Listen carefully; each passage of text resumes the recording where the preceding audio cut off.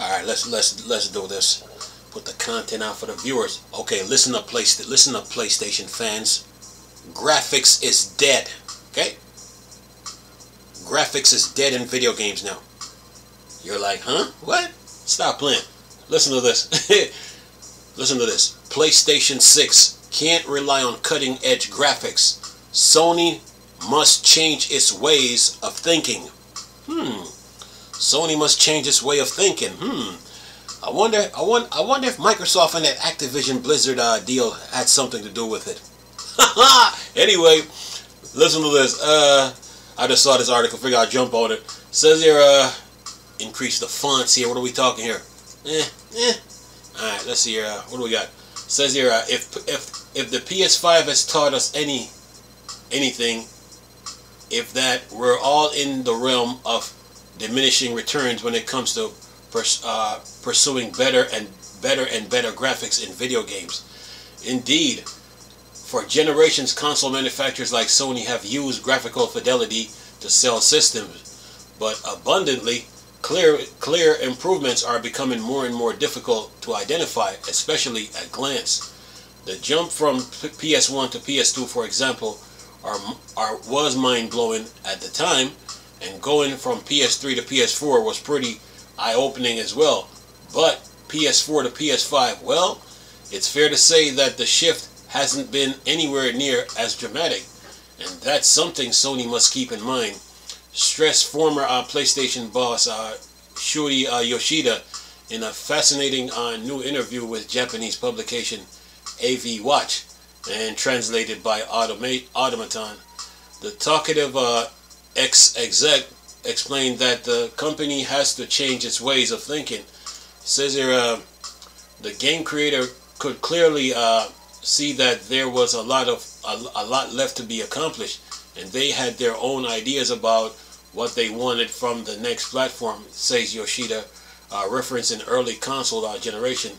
He goes on to talk about the PS5 lack of load times and how the aspect was pushed as a key selling point for the current gen system because it was becoming much harder to tell the difference in terms of graphical enhancements. In the transition between the PS5 and the PS5 Pro, ray tracing improved greatly, and while improving graphics quality is important, it's hard to tell the difference, he commented. Yoshida concludes, it is of course necessary to offer top-of-the-line graphics to players who seek them, but in order to maintain popularity among a broad user base, Sony will have to change its ways of thinking. For what it's worth, we find ourselves agreeing with Yoshida wholeheartedly. While we do think that there are some truly gorgeous games on PS5, graphics can only take you so far.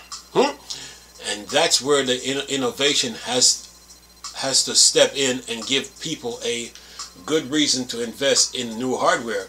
With that in mind, it will be incredibly interesting to see what the next generation of PlayStation brings. As Yoshida says, Sony will still chase those high-end visuals, and it will almost certainly continue to improve on existing new tech like PSSR. But the marketing bullet point for the PlayStation 6 will be telling. What do you make of Yoshida's comment? Is he right to suggest that Sony need to carefully consider its approach for the future, or are graphics really the most important thing to get right? Wonder how high those AAA budget can actually go in comment section. Anyway, yeah. Phil Spencer once said, "Sales ain't the end all be." Phil Spencer once said, "Sales ain't the end all be all to video games." And now with Sony and the PlayStation 6, now they can't just rely on cutting edge graphics alone. So, which means they got to change their ways. But what this article is saying is that Sony needs some more substance. You know, they need some more substance in video games, as far as graphics and upscaling tech. They got to do a lot more. You know, to me, look, graphics and the upscaling tech are just the icing on the cake of video games. When you're talking about ARMs, Intel XeSS, AMD, what's that? FSR and frame gen, NVIDIA with the DLSS ray tracing, path tracing, all that. Those are just the icing on the cake. So they need to go back to what they do best. You know, on far as like gaming is concerned. You know, like I mean story. Of course, a game has to have a story. Because if the game doesn't even have a story, then what's the point of playing it? They got to go back to what they do best, as far as gaming goes. And the other thing too, what Sony really need to work on is with their consoles. From the PlayStation 3, PlayStation 4, and 5, they got a big hard drive problems that they need to fix. You know, for instance, you can't take two 10 terabyte hard drive and put it on the PS3 and let them cross read each other, like, you know, where you can move games back and forth between the two. You can't do that. You can't even do that on the PS4, and the same for the PS5. So they got to work on that. But it's going to take more than graphics, you know, just to sell games, you know. So they need to work on their the depth of their games. You know, far as like gameplay and level design, music. You know, some of their games have to be open world now. They have to be. You know, if they want to keep up with today's trend. Look at Nintendo with Mario Kart 8. I mean, the Nintendo fans was laughing at Forza Horizon. But what is Mario Kart World doing now? I mean, I said 8. Mario Kart World. It's open world. So they're gonna have to go into that realm of gaming. You know, I mean, storytelling is one thing, but a lot of their games are gonna have to be open world, and they're gonna have to keep up with the times. You know, and fix their hard drive problem that they have with the PlayStation 3, PlayStation 4, and PlayStation 5. They need to really take care of that, you know, and then go on from there. I mean, all those PSSR ARMs with their graphics upscaler, Intel, AMD, NVIDIA. That's just the icing on the cake of video games. Man. They got a lot more to do. So, Microsoft with the Activision Blizzard deal, man, really put a dent in